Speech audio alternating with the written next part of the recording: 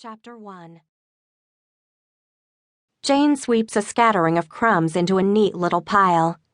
"You are quite a slob," she says, as she pushes the broom across the floor with a rhythmic swish-swish. "And so lucky to have me to clean up your messes." "I know," I say, watching an ant crawl across the windowsill. "But if I weren't so messy, you wouldn't get the satisfaction of cleaning the apartment. I do it for you. For your OCD.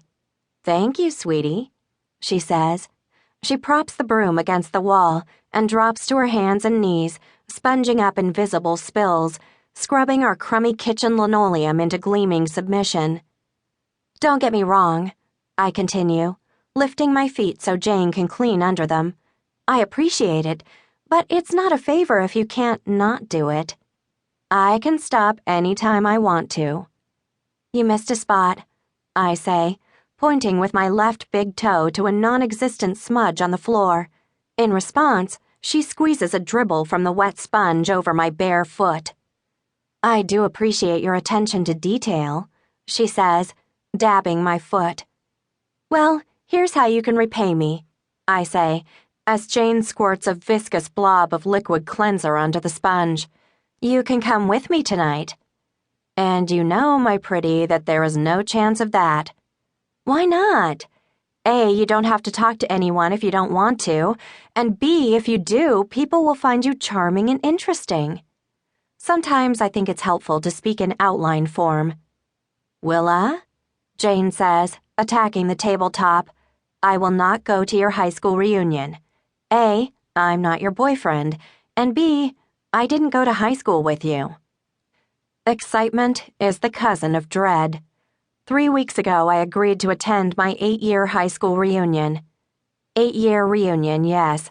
There it was in my inbox, an evite to a list of 228 vaguely familiar names from one vaguely familiar name, Shelby Stigmeyer, who, the invitation explained, was supposed to get married tonight, but her fiancé called off the engagement, and Shelby couldn't get the deposit back on the room.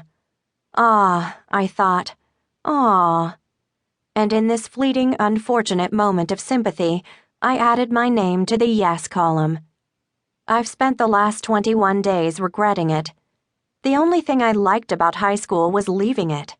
That and my best friend Ben Kern, nicknamed Pop, but he's just another reason I should have declined that invitation.